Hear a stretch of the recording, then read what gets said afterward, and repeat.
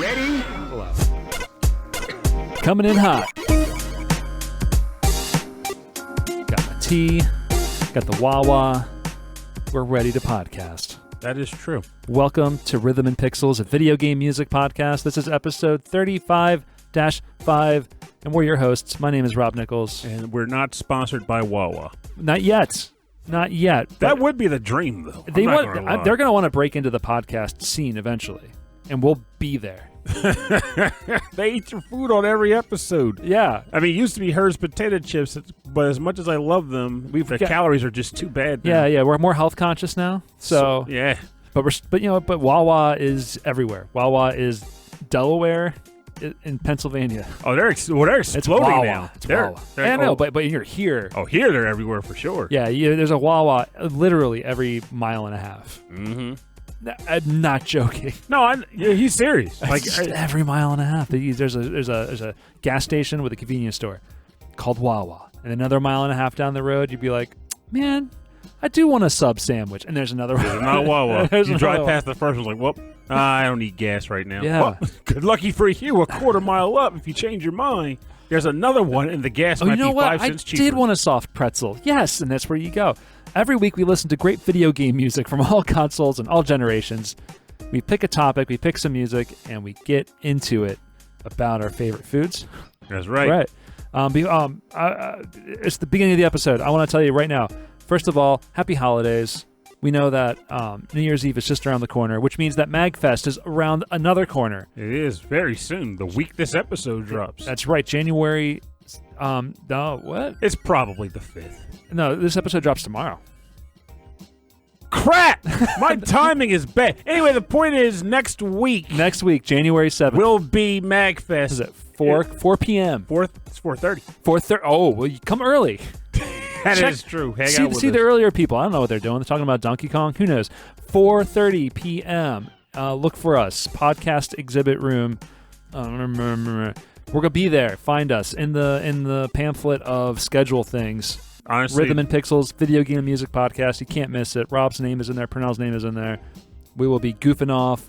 We'll have gift cards, playing games. Pretty much. It'll telling just stories. be a good time. Like it's basically, you ever see that that jokey animation where it's like advertising where a person's like listening to a podcast is like sitting next to like a billboard of people eating ice cream and the kids eating the ice cream by himself, like he's hanging out with the podcast around the wall. It's like, well, it's like that, but we'll actually be in person. You can hang out with us directly. Live the dream. We'll be there with ice cream. We won't have ice cream; it'll melt. I might have ice cream, so we're staying the night, not at the Gaylord. Yeah, because ain't nobody got money or time for that. Which is crazy because it's so much cheaper to stay like in the Capitol. Oh yeah, but then they get them. What? That's the funny part, I guess, because you tend to have to pay for parking either way when you come or go. I gotta say, when I was doing doing the whole map quest or Google Maps, I'm current Pernell. the old Google Map quest, and I was like, oh, where's the Holiday Inn? Okay, it's over here. I'm like, I'm gonna go back. Me and Christy are gonna go back because all around us is the Smithsonian museums. All around us there is the Spy Museum. Oh, that sounds awesome. Yeah, the International Spy Museum. I can't kick off your espionage career the right way. I know, and the Library of Congress is right there, so I'm going to go back and use your espionage tactics at the Library of Congress. I'm going to sneak in and I'm going to steal the Declaration of Independence or the records of the Pixelated Audio Show. Yeah, I'll take that too. That's worth something to somebody. No, I'm going to spend a whole weekend. I'm going to go to all those museums. I love all those museums so much. That should be fun, man. Yeah, it's been a long time. Preferably when it's warmer, though. I don't know. I might just go sooner when I can. Oh, boy. When I can just go and just do these things, I might just do it. Very coldly. Yeah, very, very coldly. But yeah, so we'll be there. So we'll have to find places to eat and hang out and all that other stuff. So I'll be seeing all the late night shows. All right, there you go. There you go. Yeah, I'm sorry for what I want to do there, but it'll happen. I'll probably watch people play Pokemans or something. Yeah. Or just play It's MagFest, right? How late are they open? Like, how late do they keep the arcade and stuff open? They don't shut it down. Then I'll just be there. Maybe I'll just stay there. Forever. I'll just pull up a cot. Grab a blanket. Make some tea. Where you have to find all the supplies for those things. That doesn't come easy. You'll find me curled up in Virtual On. They probably have that cab too. I don't know. Last time I was there, I played it there. Yeah. I don't know. I think people just there is a sponsor, but I think other people do bring in their own stuff. Well, that's the thing. It used to be Tokyo Attack, but then Tokyo Attack had a moment, and I just not a great moment, right? Not a great moment. Yeah, and then the next person that took it over, I don't recall them actually stating their name. It was just, we have our game room still. Keep coming to Mag. Yeah. And that was that. So, but it'll be fun. It'll be enjoyable. Be nice to hang out with a few folks who aren't jerks, but listen to the show and it's like, hey, let's go play some video games together. You know? You guys, hang out with people who listen to a show who aren't jerks. Oh yes, that's I like that a lot. I mean, maybe Carlos will be there, right? He usually comes around. No, right? I think he said he can't make it this Oh, year. he can't make it. All right. Well, whoever can make it. Maybe Chris Murray. Maybe. I bet he should make it. He's around. He's right He's there. right down the road. He's right down the road. All right. So while we're talking about conventions, Pernell, we went to another convention. We went to another convention very close to us. That's right. Not that long ago. December is the year of the Wawa employee retreat. Wawa employee retreat. We snuck in. That's right. We got in there. They were showing us how when you ask for a sandwich with mustard, if you give them too much mustard, it's actually better for them. It's full of vitamins. And so vitamin that's M. That's why vitamin mustard. Anyway, they cover it with mustard. And if you ask for pickles, they just jam it full of pickles. No, we're not allowed to give them pickles. No pickles? No pickles. Oh. So you missed the train. Time for re-Wawa-fication for you, sir. I missed the pickles keynote. You did. That's why. But anyway, we went to PAX Unplugged 2022. My first time ever going. Yes, I've been trying to convince Rob to go for years. Yeah, so and this was the time. It's the Penny Arcade Expo Unplugged, so only board games. Mm-hmm. A full weekend of it takes place in the Pennsylvania Convention Center in Philadelphia. Yes. What throws me off because the Philadelphia Convention Center is different. completely outside of Philadelphia. I know. It doesn't make sense. And then there's the Greater Philadelphia a convention center, which is where Too Many Games is at, and that's like in Oaks, Pennsylvania. It's way out there. Way it makes out there. No sense. But yeah, so Penny Arcade Expo in 2017 started this thing for Unplugged only games, and we attended. We played a lot of board games. Mm-hmm. I feel like I spent most of the time in the unpublished area of people just kind of getting their stuff off the ground and playing their stuff. At this point, when I'm there, it's all one gelatinous blob of taking my money. So I don't even know anymore. Well, the unpublished stuff, they can't take your money. Oh, they can. That's when they hand you Kickstarter flyers. They're playing the long game. That's what they're doing. Here, take this flyer and know you're going to give us money next week. So yeah, I loved it. I'm going again. Absolutely. It's because I don't have to get a room up there. I just commute. It's a very short drive. So you and I think we picked some games and music based around some of the games that we played. Exactly. Yeah. So it'll be an interesting debacle of games that either I had an appreciation for, or that could be construed as being a potential favorite of mine at the show. Which means to say also, these aren't all new games per se. They could just be games that were good. Though I feel like most of mine are new because that's just the nature of the beast. Yeah, but I'm not going to talk about any specific board games, but I figured you would. So I'm doing a little column A, a little column B. Well, then let's start us off with some music. Pernell, this is an odd episode. Oh, okay. Why don't you kick us off? Oh, this first track comes from the game Mad Rat Dead on the Switch and PlayStation 4. The track title is called Breath of Forest and is composed by Kazuya Takasu.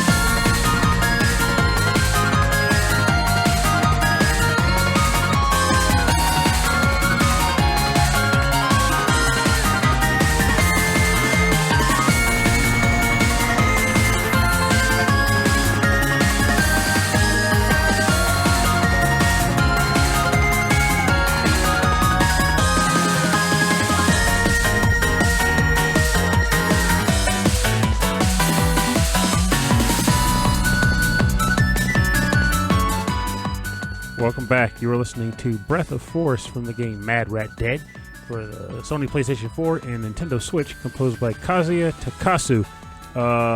This is a game whose OST, I have like mixed vibes about it, but majority of it I am a huge fan of. Very good music, very good pacing to the music, and a way it ties into the gameplay as well, where you control a rat who was a former lab rat who dies but is revived by the rat god and has 24 hours to enact revenge on the scientist who killed him. And all the movement in the game is to the ticking beat of the music, which is meant to correspond to his heartbeat. So you're playing this game to the beat of this song, smashing buttons that do dashes, jumps, slides, and attacks. And it is a challenging but fantastic game. And if you're offbeat, what happens? You get penalized for like pacing, like you go slower, you lose your combo too. Oh, okay. So so it's not like you lose health; you just slow down and you don't get as many points. Yeah, but depending on where you are when this happens, that would kill you. That could kill you. Okay. Because if you're jumping pits and stuff, and you're like, there's your momentum, you're dead. See. So yeah, like to keep your momentum on the rhythm to get over certain obstacles. That's right. Interesting. But it is a fantastic game to play. And fun fact, every track I chose in this episode has been a really hard choice. Not because it was hard to find good music, but I wanted to tie well with the games I was choosing. And this particular game, we're actually getting a review copy for next month, so maybe early February you'll be hearing about this from us. But this game is called Hickory Dicker. It is a board game published by Plaid Hat Games and actually designed by a friend of mine named Sawyer West. Very smart guy, ridiculously intelligent guy, who came up with the idea for a game originally about businessmen who learn how to control time and exist in 3 time periods at the exact same time and use that to their advantage to manipulate business and commerce. Unfortunately, that wasn't as palatable to publishers. It's such a clever idea, though. Oh, I was obsessed with it. I loved it. I helped them playtest this game for years. But when he eventually got published, it became a game about mice trying to serve Lord Cuckoo of the Cuckoo Clock. And they move around in this really cool like rondelle structure to search for and deliver goods to this cuckoo bird. And the amount of detail that went into this game is just, I love it. You have mice of different sizes, which means they basically can carry different amounts of stuff. But they also have to share space on a moving minute hand of a clock. Oh, wow. So if one mouse is really big and carry a bunch of stuff, but he also takes up more space on the minute hand, he can knock other mice off of it. Oh, that's great. There's one mouse that can jump off the minute hand and jump ahead on the clock. There's all kinds of cool mechanics. And when we were playing it at PAX, I had a blast playing it to the point where I wanted to get into a fight with somebody because one of the guys who ran the booth just asked me on a whim. He didn't know anything about me. He was like, hey, I just saw you over there playing the game while talking to a crowd. He's like, what did you think of Hickory Dicker? I was like, oh, this game, I'm looking forward to playing. This is a lot of fun. Oh, good. And he's like, he likes the game a lot. Yeah. And I started to say another thing about it that was positive, and some woman out of nowhere goes, stop shilling.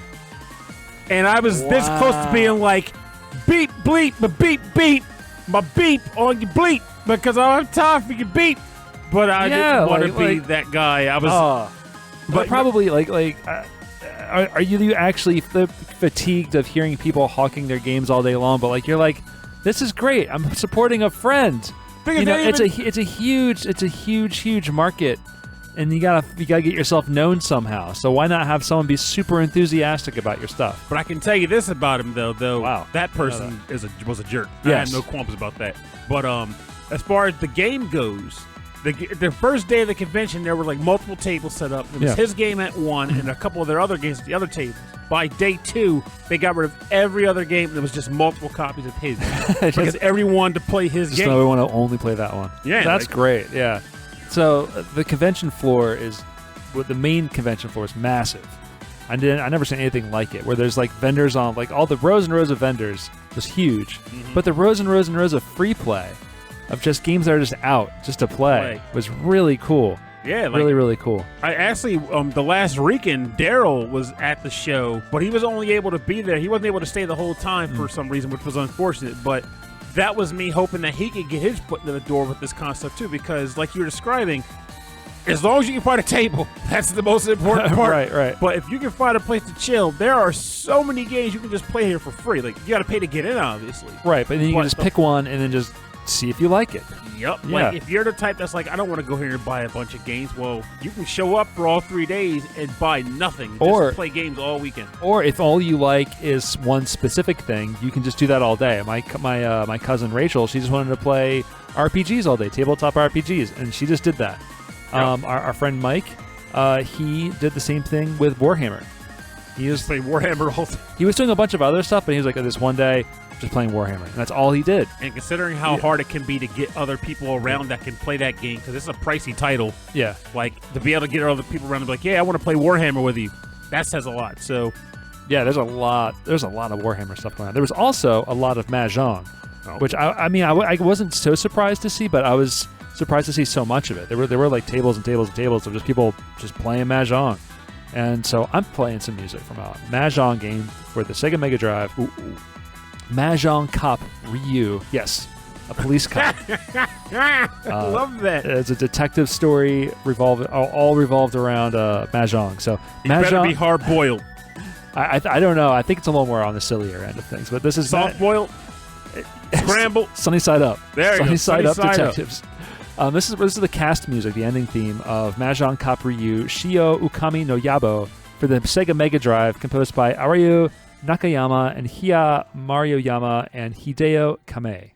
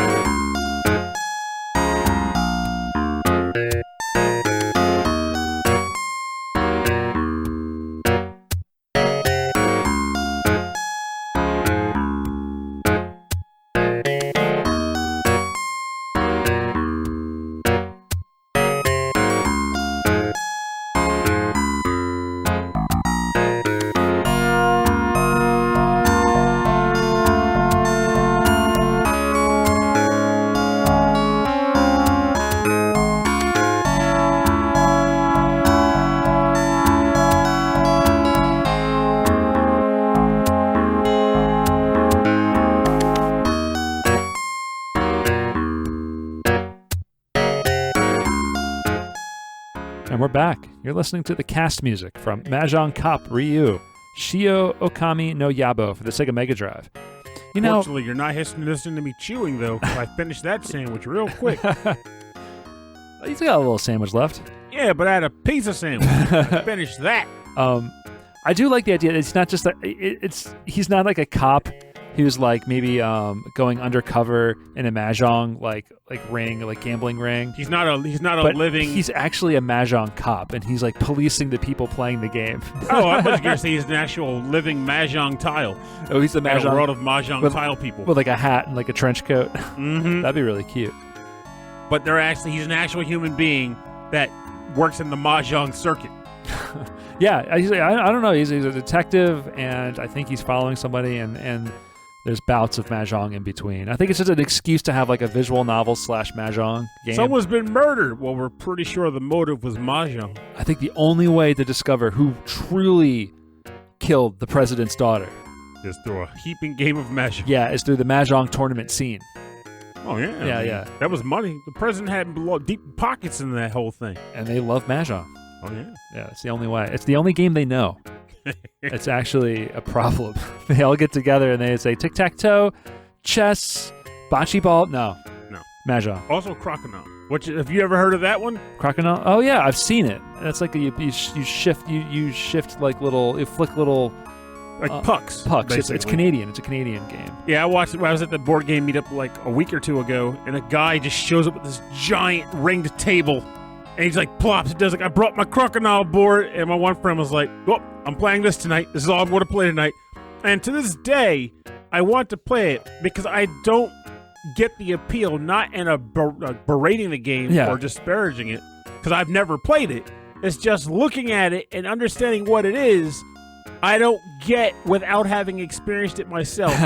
What makes people like it so much that they'll go out and buy a board they have to polish that's massive and costs a lot to get? I think it's definitely like a skill-based, like kind of press your luck almost, like shuffleboard. Yeah, it's like flicky shuffleboard, but like with a little bit of maybe snooker thrown in because you're trying to like position yourselves and bounce off of things. I know listener and friend Anthony, he was actually the first person I met that bought a board. I haven't been to his house since he got it. But he's like, oh yeah, I totally saved up and bought a crocodile board. I was like, you bought one? What are you doing with it? But it's got a hold over some folks, and now I want to know. So Mahjong. My sister-in-law is from India, and so their kids have been there multiple times, and they've come back with a game called Carom. Have you seen Carom? Does it involve some sort of chocolate? It's not, and it's not caramel either. No. But Carrom, and it's very much like crokinole. Okay. Except it's a large square board with a kind of a circle in the middle, and you're flicking these little discs with your finger, and you're trying to bounce them off walls to position each other against each other to eventually bounce off of another puck to land into a hole in either of the four corners. Okay. And it's really hard. It's really, really hard. And I played it when they lived in Atlanta. I played it with them. They had a big board, and I played it with them. And every once in a while, for some reason, on TikTok, it just shows up. Like, Carom Master. And this guy's like, boom! And he looks all like, has like sunglasses on. He's like, yeah! And like, the puck, like, pow, pow, pow, pow, pow, pow, pow, right in the corner. like that. Like Trick Carom or something. But it's like a national like pastime. Yeah. Ooh. See, I tell you, man, one of these days I'm going to just like have to craft a music list or start making playlists for specific types of games. Yeah. Like video game music for specific types of tabletop games. That's where I'm getting to right now. Like hearing about these games, I'm like, it'd be really cool to be like, yo, you like video game music? Do you like tabletop, but you're wishing for a way to integrate the two? Well, guess what? I love both. We can craft this thing up. You can make a Spotify playlist, and this Spotify playlist is called Settlers of Catan, and the next Spotify playlist is like for this other thing. And then so people are looking, oh, we're having a game night. I'll look up music for Settlers of Catan, and they find your thing. And it's just all video game music anyway. That's where it would be, because I wouldn't want to bring in like a bunch of like non-BGMs. Like, no, we're still playing games, people.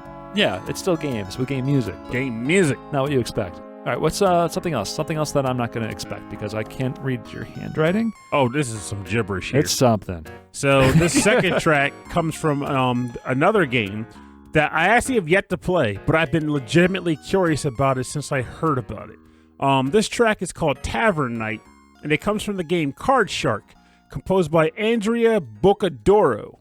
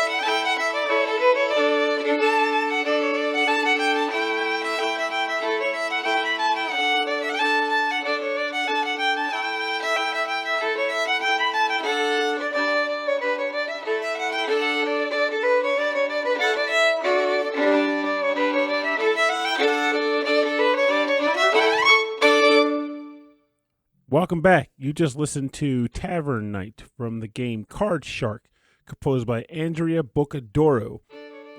This game is one I've wanted to try since I heard about it. But like with most games in my life, it took a back seat to everything else. But not to say I won't get around to it, because with a premise like this, why would I not want to? So the game's called Card Shark, which makes you think it'd probably be something more akin to like Casino Kid or Make It Big in the casino type game, but this one goes a little bit beyond that. It's actually a game where you play as, I want to say it's a Frenchman, who's going around Europe trying to fleece a bunch of other much more well-off Frenchmen for everything they're worth by playing them in various games of skill, but cheating to do it and not getting caught in the process. And there's a whole drama around the games you play, so it's not just table to table. There's alliances and there's like, vendettas, there's characterizations that exist within this game. And frankly, I think it very much intrigues me. This is another game called Cardboard Kings, which is another game that's like, there's a game around the actual game that you're playing. Yeah, so it's quotes. like you're playing a game about people playing a game. Yes. Yeah, I love the idea of this one because there's probably, like, I wish I should see more about it, but I know there's game mechanics in which you're trying not to tip your hand that you're cheating. Yes, like right. you actually have. There's actually mini games where you straight up have to mark your own cards and stuff. Oh my gosh, they put in some work for this concept and this premise. That's pretty great. And I was having trouble coming up with a good track to go for the game that we played that I liked at PAX, but this is probably the closest I could think of, because the tabletop game is called The Great Split, and it is published by Horrible Guild and designed by Hajmal Haq and Lorenzo Silva. We played that for a while. That was pretty cool. Yes. There's not even a lot of theme around this game. You're pretty much a bunch of people who are aristocrats trying to collect art. That's the theme. It's kind of ugh. But the gameplay, it's very straightforward. You have a hand of cards. You have to hold them, and each card gives you something different. Like it's art, or it's jewels, or something like that. Yes. Yeah. So you have to take these cards and take an additional splitter card and put it in the middle somewhere, in between the cards, put it in an envelope, and pass it over to your neighbor, who then has to look at the cards and then choose whether they'd rather have the cards on the left of the splitter or the cards on the right of the splitter. That's what I love about this, is because you're giving them a choice. Like, what's the word? What's the saying? It takes two thieves to make an honest deal. I like that. I heard that. So the idea is that you're just making a split, hoping you're going to get what you want back. Yes. But then it's up to the other person to decide. Exactly. Yeah. And there's something. It's like somebody might be listening to us talk about this and go, what's so fun about that? But the thing is, I originally was contemplating using something like World of Warcraft or another MMO for a game track, because the shared mechanic is that, have you ever played a game where you are working with other players, but then an item or a health item or an equipment item, whatever, shows up on the field, and you have to convince the other players that either they don't want this or that it's better for you to have it. Yeah. But everyone wants it. You're playing Turtles. Who gets the pizza? Who gets the pizza? And, oh, no, I got the lowest health. Yeah, but you also have 2 lives more than everyone else. Yeah, but I'm the most skilled player. Yeah, which but means if I live longer, I'll get us farther. But I was right there, so I took it. So I took it, that whole argument. So take that and then amplify it with elements of, okay, well, I want the emeralds. Right.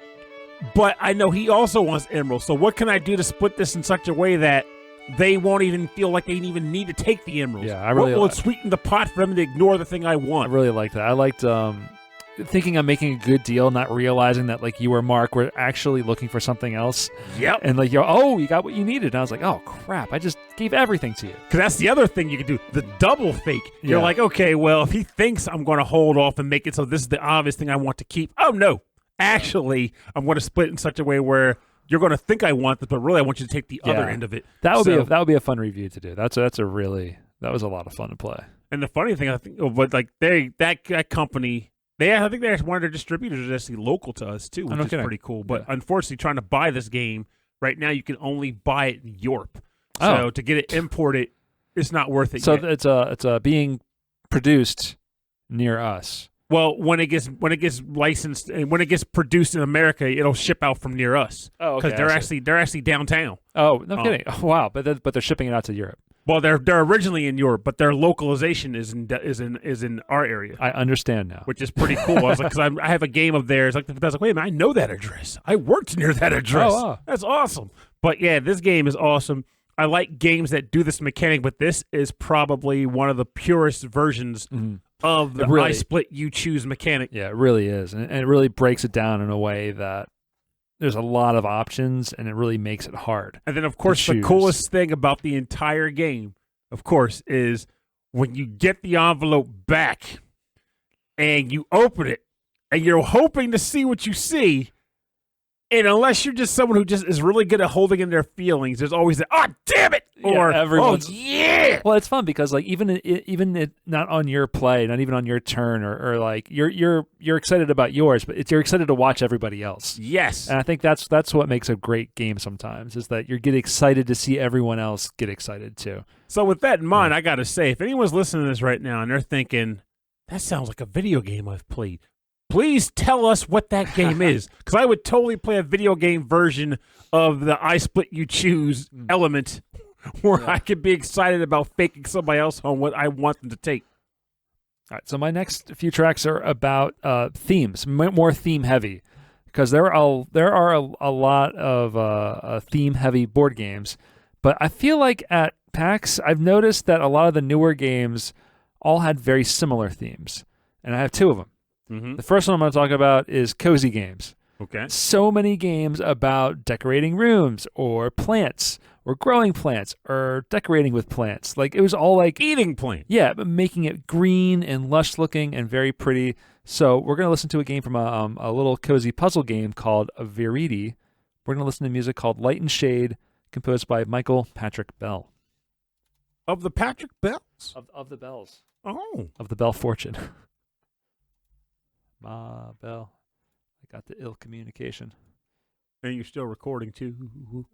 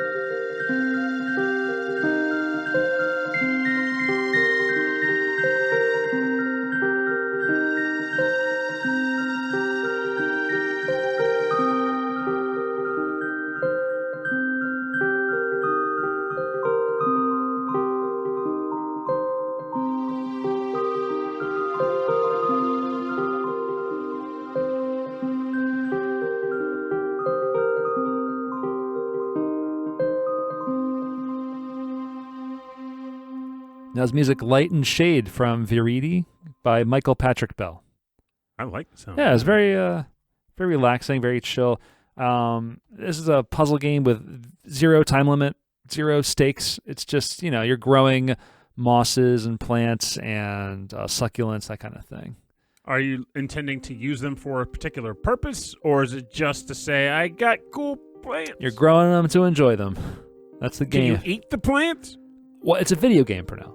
Can you eat the plants? I don't think there's any characters in the game. It's just plants. So can you eat the plants? Yes. Okay, that's what I wanted to hear. As long as you can eat the plants. It's called salad.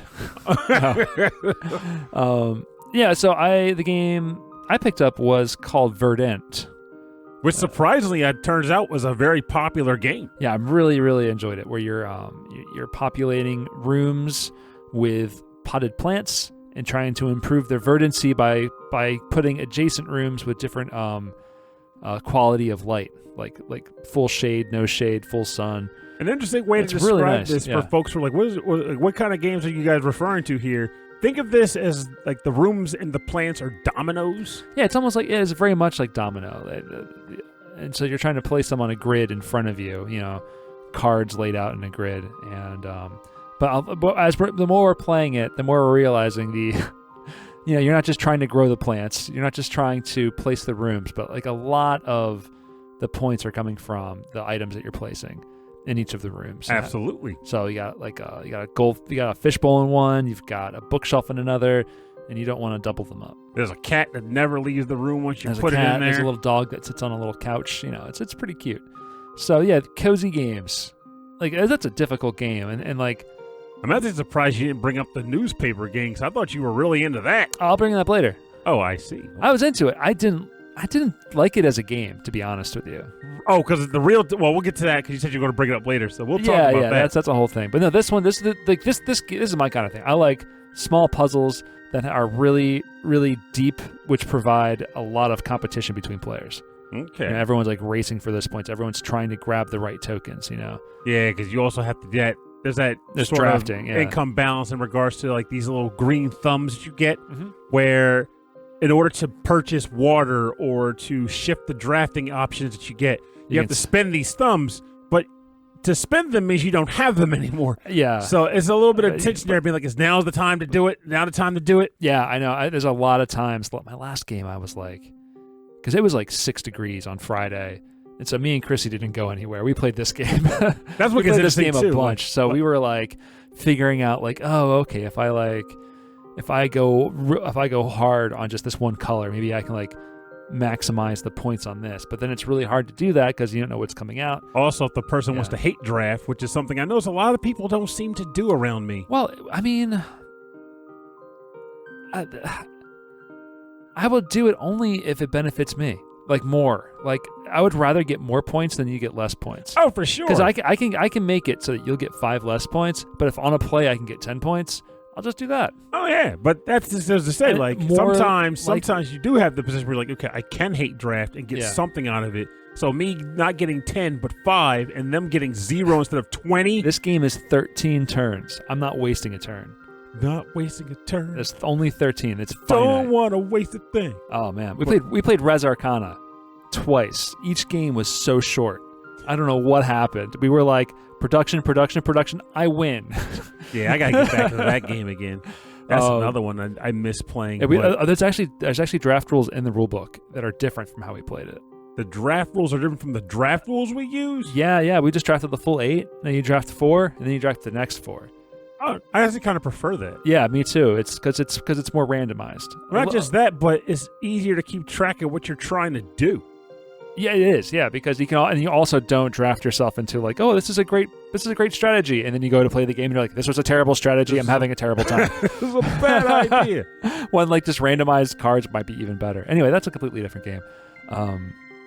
I really like this music from Viridi, and I'm curious about this game. So maybe it might be something I will check out. I know it's on Steam, and it is on. I think it's on the Switch, but I know it's mainly a Steam game. So, all right, what's your next game there? I feel like an interesting thing about this episode that I like, aside from just I like tabletop games, is the fact that due to the fact that I can be a little more loosey-goosey on my picks because the focus will be the tabletop game I'm referring to. Mm-hmm. It does allow me to tap into games that either I own but haven't played. Mm-hmm. Or have had a genuine interest in checking out, so now I have to dig deeper into them for the episode. And here's another example of the former. Games I actually own, but never started, but will do this weekend. This is the main theme from the game Anarcute, composed by Nomady Maddon.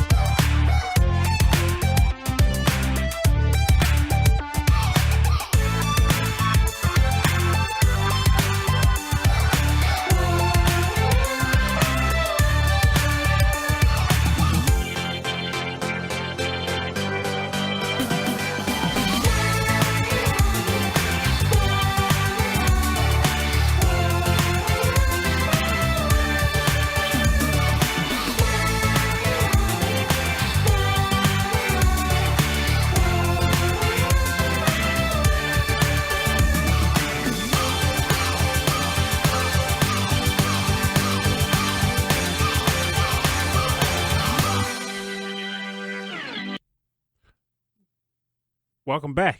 You just listened to the main theme from the game Anarcute, composed by Nomady Maddon.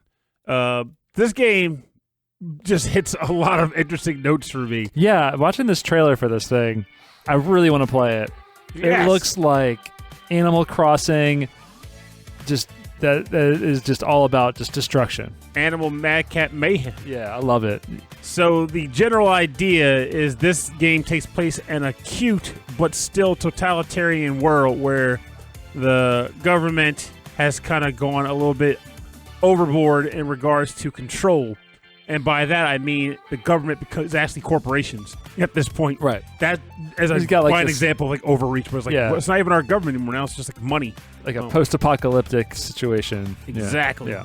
So, in result... No, dystopian. Dystopian. I was trying to think of the right word. Dystopian. It seems like you didn't say utopian, did you? It's a dystopian, but earlier I said post-apocalyptic. But hey, I mean, maybe the world was destroyed. Now it's like cute little creatures and tiny little people. Hey, a nuclear reactor could have mutated all these people because it does take place on Earth. Like, you're going to actual cities. It's just they're all populated by animals. So, hey, who knows what happened? So all the places are real places? They're all real places, just populated by animal people. Huh. But as a result, the animals are not going to take it anymore. They band together, and they collectively go about trying to tear it all down, more or less. It's interesting, too, because depending on who you talk to, this is a fairly sensitive topic, which is probably why they went with the idea of cute animals going about the cause. But, hey... Well, I mean, it's a great way to go about a sensitive topic. You know? Oh, absolutely. Yeah. I'm game for that. And not just humor, but like in a very cute way. Mm-hmm. Yeah. And personally, I'm always fine with the idea of like, as you already know, I'm big into philosophy and sociology. So when it comes down to having such discussions, I will have a discussion with anybody any day as long as it's within good faith. And with that in mind, the game that I'm using to reference this to, which we'll probably be talking about in the show in more further in depth in like a month or two, who knows, is called Block by Block Uprising, developed or designed by Greg Loring Albright and T.L. Simons, published by Out of Order Games. This was a game that I saw at PAX, immediately drew my attention, and when I was like, I got to meet the guy who made this game. Who is the guy who did this? And they was like, well, he's actually not here right now, but you can come back later, you can catch him. And I just kept missing him over and over and over again. And then eventually I was like, he's still not here. And he's like, nah, he's gone. He'll be back in like an hour. I was like, okay, that's fine. And then conveniently, as I was walking away from the booth, I bumped into Jackie and Mike, and we were just having a conversation near that booth because that's where I bumped into them. Yeah. And we were talking for so long that the guy ran up because he saw I was there. He's like, yo, you're still here. He's over here. Come chat. Come hang out. So I was like, okay, well, I'm going to go have my interview now. So I left, and I interviewed the guy, chatted with him for a bit. And he's like, here, take a copy of it. If you want to talk about the game, by all means, we'd appreciate it. And probably get an interview on the show. I was like, that'd be great because I like the premise of your game. And he actually said he feels like it's hard to get press for the game because it's a sensitive topic. And the game's premise is similar to this.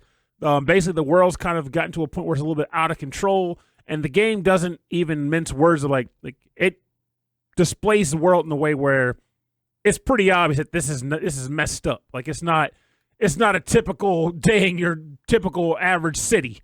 It's a pretty messed up environment. So the characters who are actually taking the form of like wacky cubes are not taking it anymore, and they form an uprising. And the game is basically you and other players collectively trying to work to break through this neighborhood and push back against authority to take it over within a series of days while it's like a back and forth, which is actually pretty cool to try. And I want to get more into it. So that's something, again, that's going to be coming out in the next couple of weeks that we got to play and that we can talk about on the show. I'm really into it, this one. This one looks like a lot of it interests me theme-wise and like gameplay-wise. I really want to see this one. Oh, yeah. Yeah, I'm excited about this one. And it's funny, too, when you think about it, because on one hand, the New Year's thing. We should play this at New Year's. I can actually probably work there. I can probably break this out. If you come around. That is true. Well, we'll see. I mean, all thing I told him was like, hey, if I show up, one thing I might end up doing is like when the toast comes, I might sit outside. That might be the thing I end up doing just to make it palatable for me. Oh, yeah. Or just leave before the toast.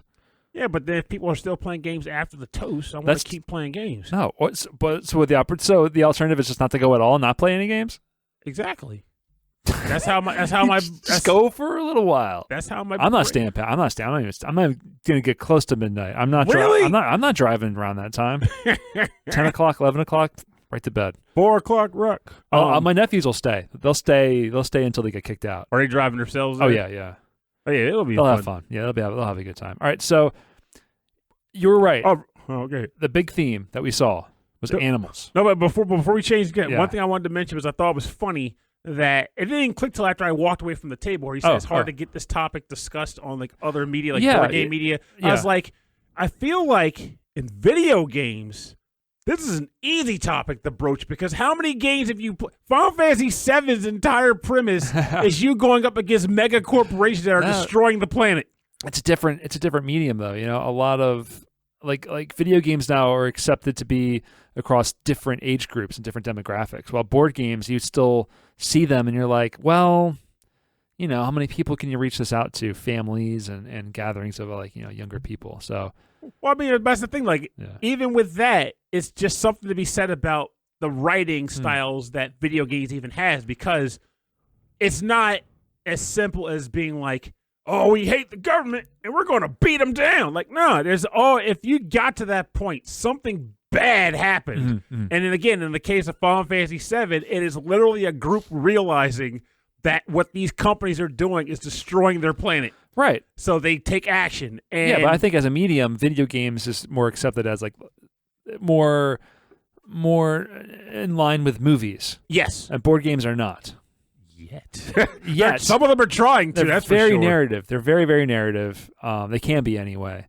Especially collaboratively narrative, especially with tabletop RPGs. Yes. Yeah. He's like, by the way, animals. Anyway, yeah, that was the other big theme I saw. I feel like if someone was selling a game, it was like they were going to sell every copy if they put a cat on it. Oh yeah. Oh, cats are in this game. You play as a cute little fox and little creatures and boop. and then so there were so many. It was like, and I love that stuff. So, like, I would be immediately drawn to these things. But after a while, I was like, oh, it's just, you know, board games are collections of rules and pieces, and you can essentially put a theme, interchange it with another theme. No one would know the difference. That's like right. we just talked about Hickory Dickory Dock, and it was originally businessmen with time traveling devices, which I think is amazing. So we're going to listen to this one. I have it. Yeah, it's from an iOS game. Ooh. It's one of those. What do they call the games where like you idle games? Oh, idle games. It's pretty much where you just kind of set up a few things, walk away, and the game plays itself. This game literally plays itself, but it's so popular because it has cats in it. It's called Cats and Soup. It's essentially cats and soup. Cats and soup. Oh, and soup. You don't eat the cats. No, cats. Can you eat the cats? No, cats are making soup. But can you eat the cats? No. But you can't eat the cats. You're going to keep asking me. I'm eventually going to say yes. No, all the cats have their own jobs. They're making soup. That's the game. I was really excited about it. I put it on my phone. I don't think idle games are for me. Very cute, though. This is track number 6. I don't know the names of the tracks, if they have names at all. The artist is unknown. Couldn't track this one down, but it's Cats and Soup for iOS.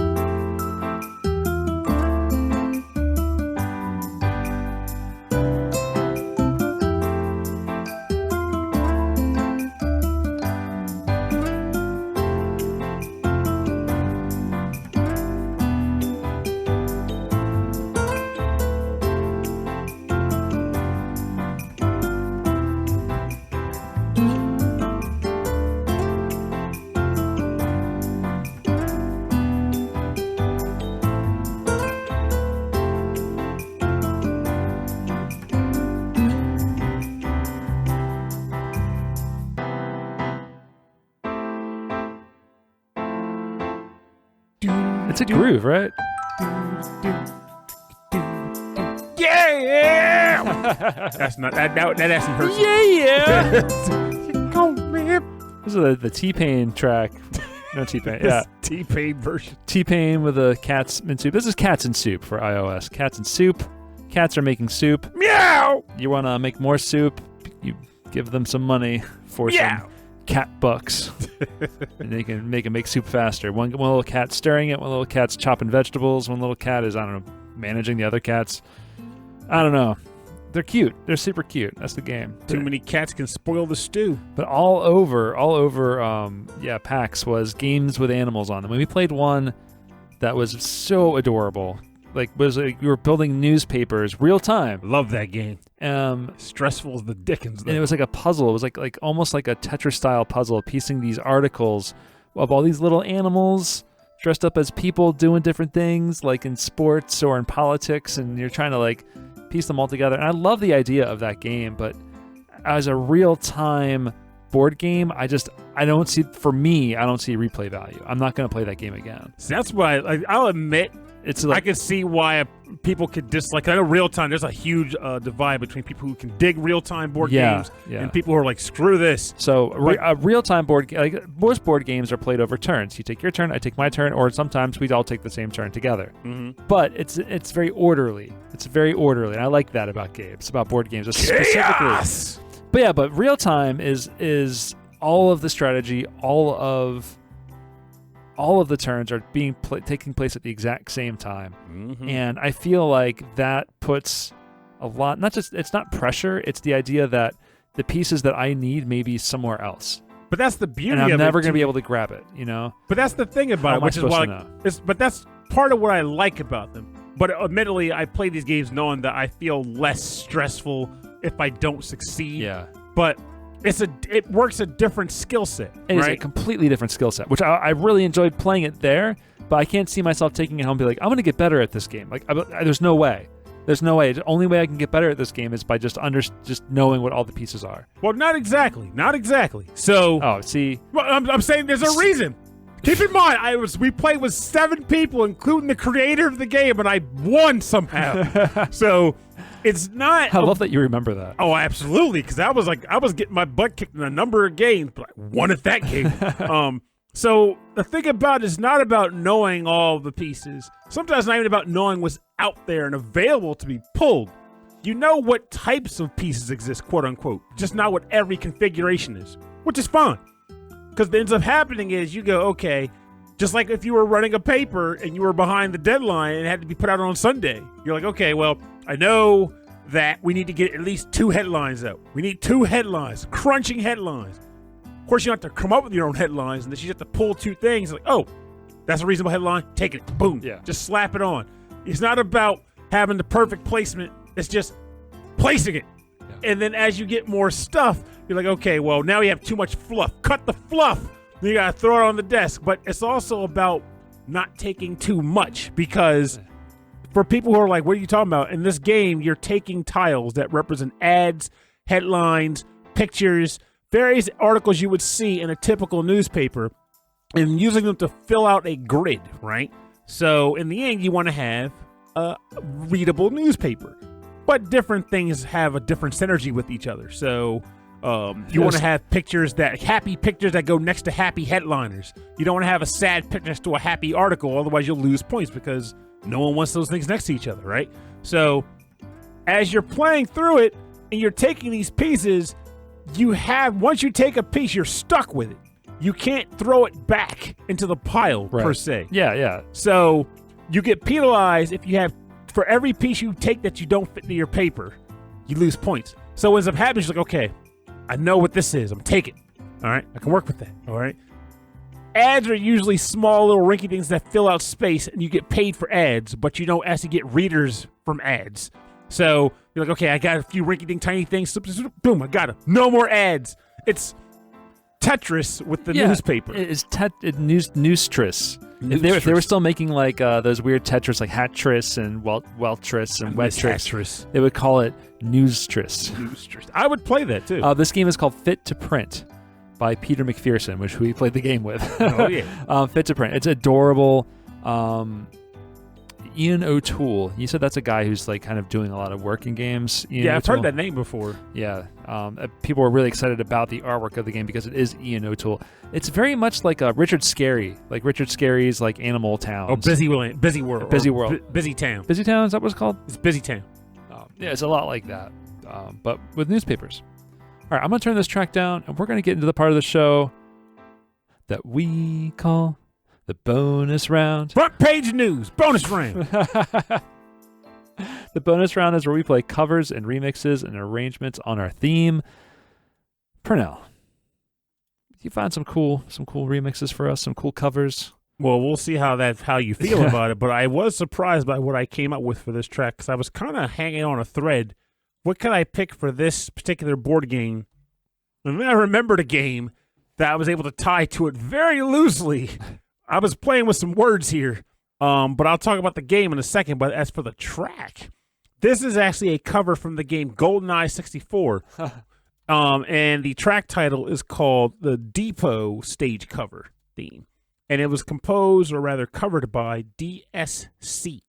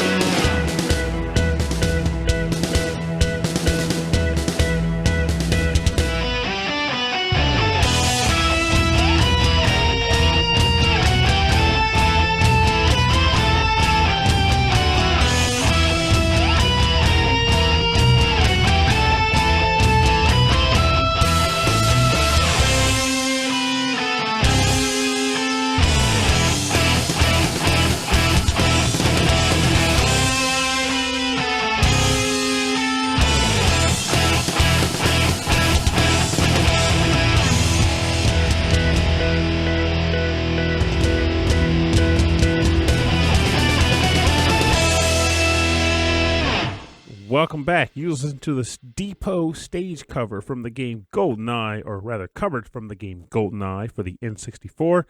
Everybody's favorite FPS for consoles, covered by DSC. It was a favorite back in the 90s, let's be honest. And the nostalgia is burning hot because people still want a re-release of it on modern consoles. Yeah, but if they re-release it and still have those like weird N64 controls, I don't think it would do as well. I'm trying to remember. I know I want to say Xbox had a version of it because they had a tie-in with Rare, because Microsoft owns Rare. So I have to double-check later, but I think they actually did get a re-release of this in some capacity. But I don't know what the controls are like. Now, FPSs on the Xbox are big. I mean, that's what people play. Halo, people play Call of Duty. I got to say, though, Gears of War. As much as I do kind of chuckle at the idea, like, this game is so old, you couldn't even jump. But thinking about it, they're agents. It's more grounded in reality, despite the fact you can take like 5 Magnum shots and not die. Yeah, there's no platforming. It's just running and gunning, right? Yeah, I just kind of appreciate the fact that they're like, James Bond can't jump that high, so there's no point in giving him a jump button. Where's he going to jump up? Like a set of stairs? No, he's not going to do that. Yeah, or jump just to be harder to shoot at. Yeah, essentially. So that's what people want the jump button for.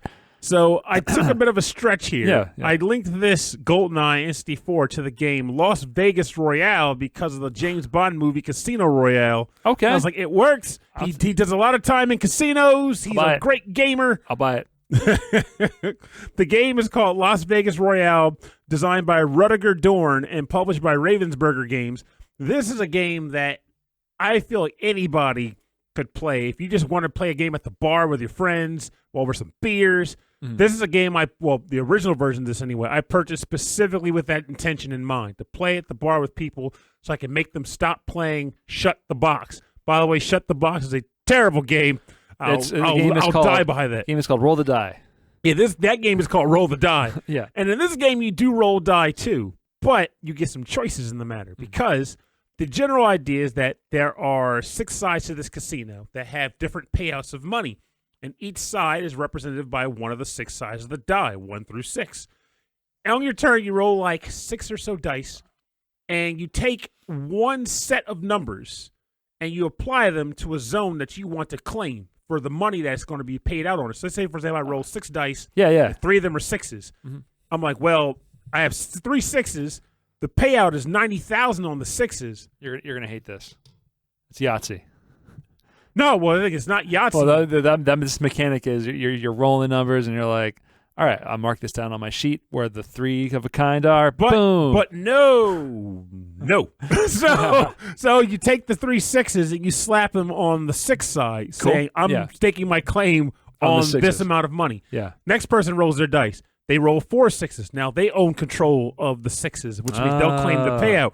And this is much better than Yahtzee. This is much better than Yahtzee. So as you take turns, you roll and then play one set of numbers. You can roll like 6 dice or whatever and get 1 1 or 4 6s, but go, I'd rather I want to keep those 6s away and use them somewhere else. So I'm going to use the 1 1 so I can roll my other dice on the next turn to do something better.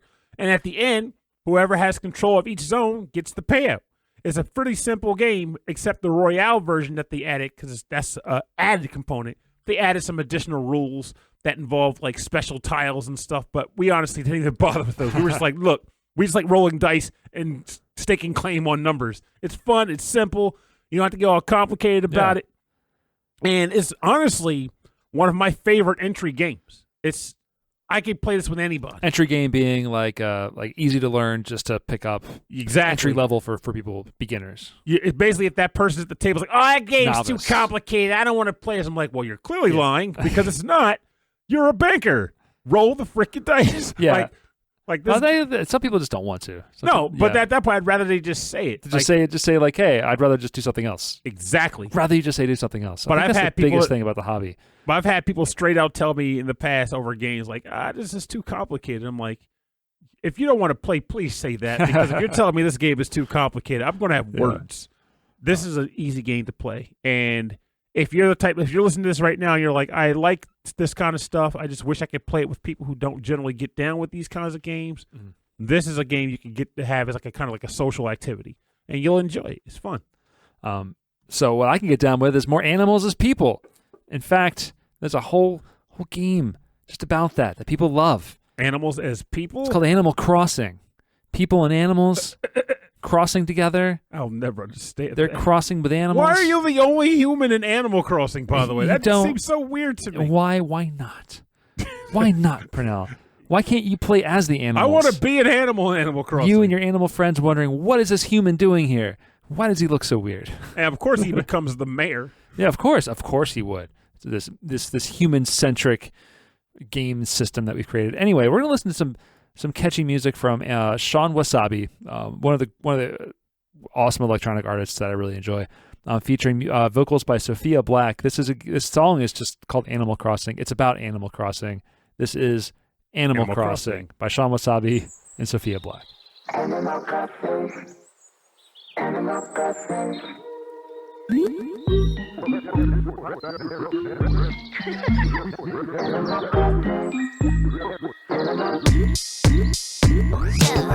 It's nice to meet you. How you doing today? You wanna go collect some shells by the bay? And when we're done, we could head back to my place. Enjoy your time, it's fine till you move away. Golden afternoon, beaches by the pool. Summer's gone too soon, but now we just crossing. Animal Crossing, Animal Crossing, Animal Crossing, Animal Crossing, Crossing, Animal Crossing. Take you weak in the knees when I speak Japanese. Don't shake up all my trees, you'll release all the bees. We can lay with the leaves, making sweet memories. But it's only a fling, by the fall I'm a piece. Golden afternoon, beaches by the pool. Summer's gone too soon, but now we just crossing. Animal Crossing, Animal Crossing, Animal Crossing, Animal Crossing, Crossing, Animal Crossing, Animal Crossing, Animal Crossing,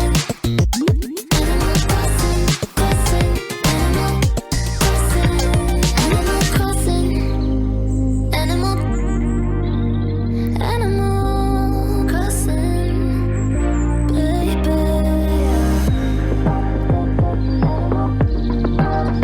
But now we just crossing. Animal Crossing, Animal Crossing, Animal Crossing,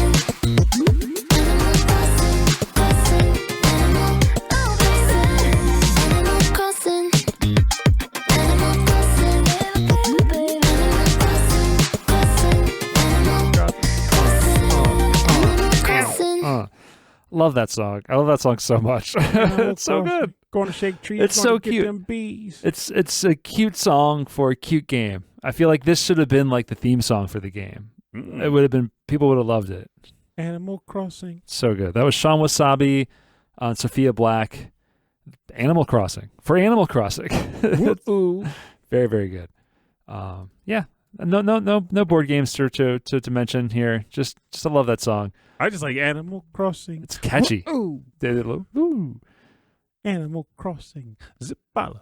So for more information on the bonus round part of our show, you can go to rhythmandpixels.com, where we'll have links to all of these artists' Bandcamps and SoundClouds, and everywhere you can just get the music, download the music, you can buy the music, stream the music, and support these amazing artists.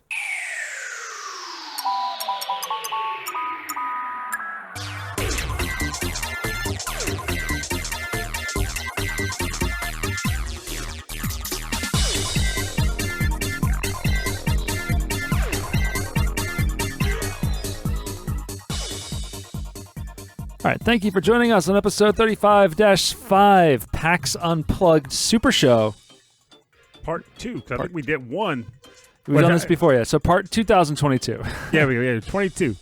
And then I guess if we do it next year, like 23. Maybe 23. So next year will be an interesting one because we'll see how this plays out. But I did some inventory, and I got a lot of stuff. Oh, yeah. I'm like, now's the time to do that thing where I actually try to go through every item I've got and come up with some other way to alleviate stress than retail therapy when I want to go and relieve myself of said stress. So we'll see how it goes next year. Will I succumb to my purchase decision to build a little box fort, or will I actually play more of my stuff and either keep it all just in an interesting space in the basement, or will I actually get rid of some things? I don't know. But the goal is, unless I get review copies or I'm supporting someone, to roll that back. Yeah, that's a good. I mean, it's unlike video games, even physical media video games. Board games are massive. They can take up a lot of space. Yes, they do. Take up a lot of space in your house. And the boxes themselves, the components, it takes up a lot of space. It's insane. I have a fair collection of games, but I play them all a lot regularly, and it still takes up a big closet, So, yeah. And my thing is just because this is one of those rare times where well, depends. I'm like, well, good thing I don't have any kids or anything, because their bedroom is currently board games. Yeah. Well, they can make a nest out of it, or a bunch of cardboard and wooden pieces. Named my baby penny bags. Little Meeple. Little Meeple. Little Meeple. Hey, Little Meeple. I say it's a friend that named his pet Meeple because he found him at a board game convention. Oh, found him at a board game convention? Yep, it was a stray. It was going hungry, and they Aw. found it starving in the street. They brought it in and nursed it back to health, and he took it home. Oh, wow. Well, that's that. I like the ending of that story. And now his name, Little Meeple. Little Meeple. Yeah, so I'm looking forward to next year's show. And I'm looking forward to playing more games over the new year.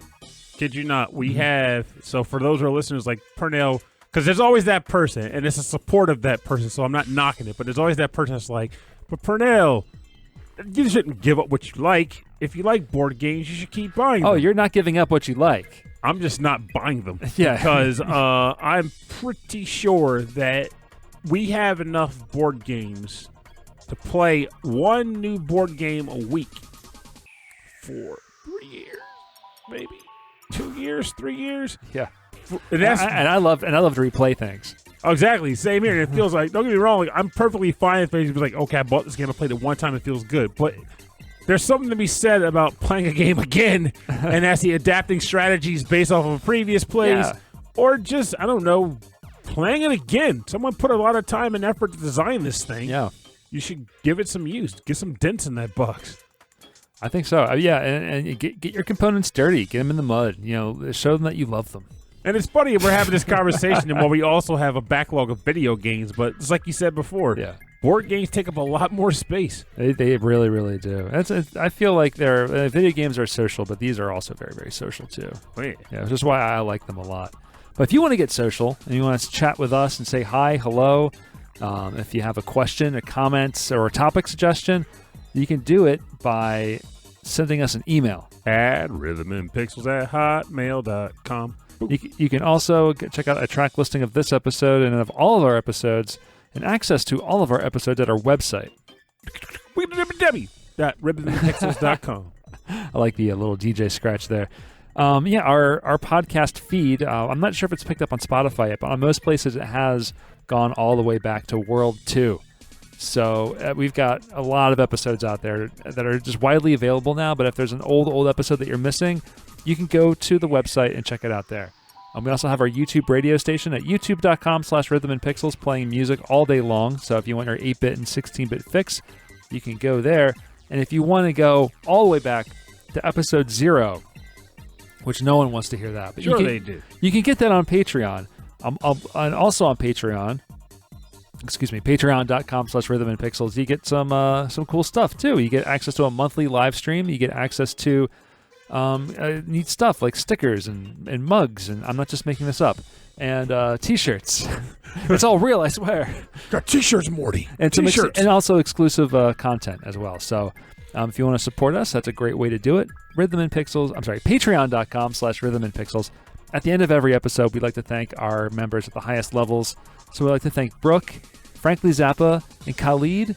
Thank you all so much for helping us out as long as you do. as long as you have been. It's great. Also, congratulations on the move, Brooke. She just moved. Oh, congratulations.